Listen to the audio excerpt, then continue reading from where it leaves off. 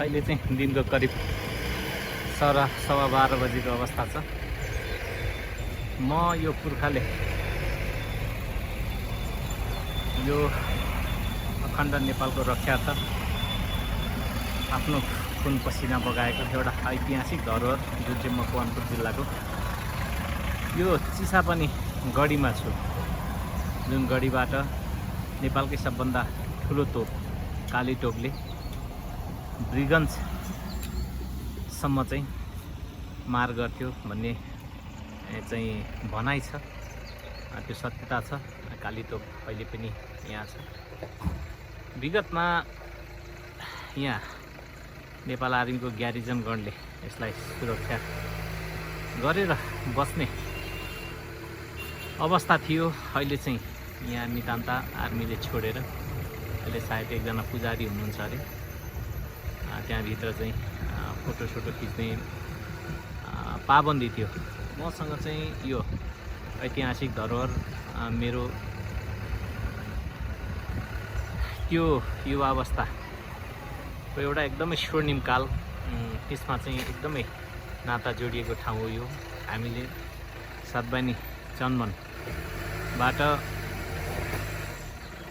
सैन्य बेसिक तालिम गर्दा म सेक्सन 5 सैन्य बेसिक तालिमको शिक्षार्थी हुँ। त्यसै दौडानमा लास्ट आउटडोर अभ्यास जो चाहिँ बाहिर गएर चाहिँ गर्ने गरिन्छ। कन्भेन्सनल वारफेयरको प्रथम आउटडोर अभ्यासमा चाहिँ अभ्यासहरू गरिन्छ भने विशेष गरी अन्तिम आउटडोरमा चाहिँ यो सिआई काउन्टर इन्सर्जेन्सी सम्बन्धी चाहिँ अभ्यासहरू गरिन्छ। त्यही अभ्यासका लागि हाम्रो आउटडोर अभ्यास चाहिँ यही सिमबन्ज्याङ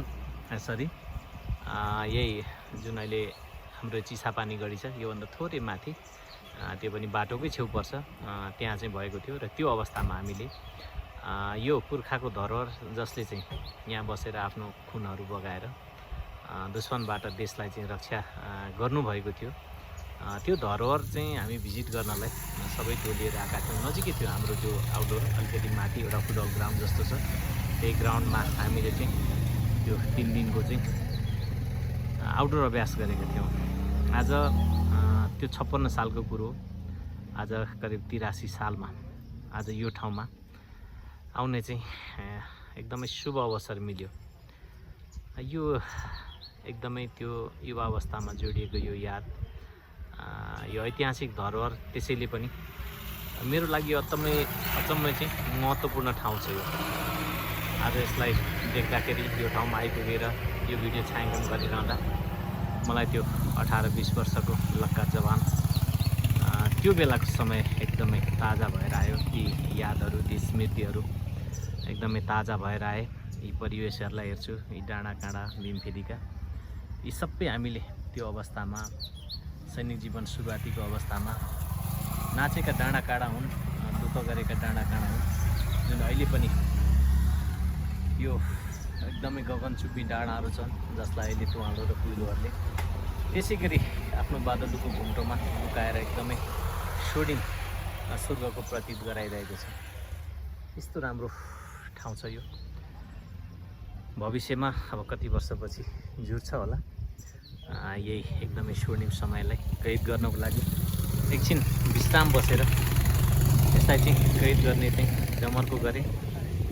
यो ऐतिहासिक धरोहर मेरो युवा अवस्थामा अनि सैनिक जीवनको एकदमै प्रथम अध्यायमै जोडिएको महत्त्वपूर्ण स्थान हो। त्यसैले पनि मेरो जीवनमा अथवा भनौँ मेरो लागि यो एकदमै महत्त्वपूर्ण ठाउँ, महत्त्वपूर्ण धरोहर, महत्त्वपूर्ण परिवेश, जे भने पनि एकदमै महत्त्वपूर्ण छ। त्यसैले पनि यहाँ बसेर यसलाई ती दिनहरूलाई याद गर्दै सम्झने, हेर्ने, निहाल्ने, त्यो दिन र आजको दिनमा के कति फरकहरू भएछन् त्यसलाई तुलनात्मक अध्ययन गर्ने नतमस्तक भएर गर्दैछु। त्यो बेला याद चाहिँ गराउँछ। अहिले यो चिसो मौसम छ, त्यो मौसममा तिनै सैन्यकालका अथवा भनौँ सैनिक जीवनमा प्रवेश गर्दाको भर्खरको प्रथम खुड्किलोमा ती दुःखका क्षणहरूमा चस्स घुस्ने ती चिसो सिरेटहरू आज पनि त्यस्तै छन्। ती डाँडा ती काँडा ती देउराली ती भुज्याङहरू आज पनि उस्तै छन्। त्यस्तै मनमोहक त्यस्तै हेरिरहँ लाग्ने अनि ती दुःखका दिनहरू सम्झिँदै त्यसैमा रम्दै आज यो करिब 4-5 मिनटको यो भिडियो चाहिँ मैले छायाङ्कन गर्ने अवसर प्राप्त गरेँ। यहाँहरू पनि हाम्रो पुर्खाले देशको रक्षार्थ यो गढीबाट दुश्मनसँग लडेको इतिहास छ। यहाँहरूलाई समय मिल्छ यो बाटोबाट ठाउँ पर्छ भने एकछिन बसेर निहालिदिनु होला, हेरिदिनु होला। यो एकदमै ऐतिहासिक धरोहर हो, अखण्ड नेपालका लागि एकदमै महत्त्वपूर्ण ठाउँ पनि हो। यही कुराहरू भन्दै यहाँहरूबाट यो भिडियोबाट बिदा चाहन्छु। हस्, जय देश जय नेपाल।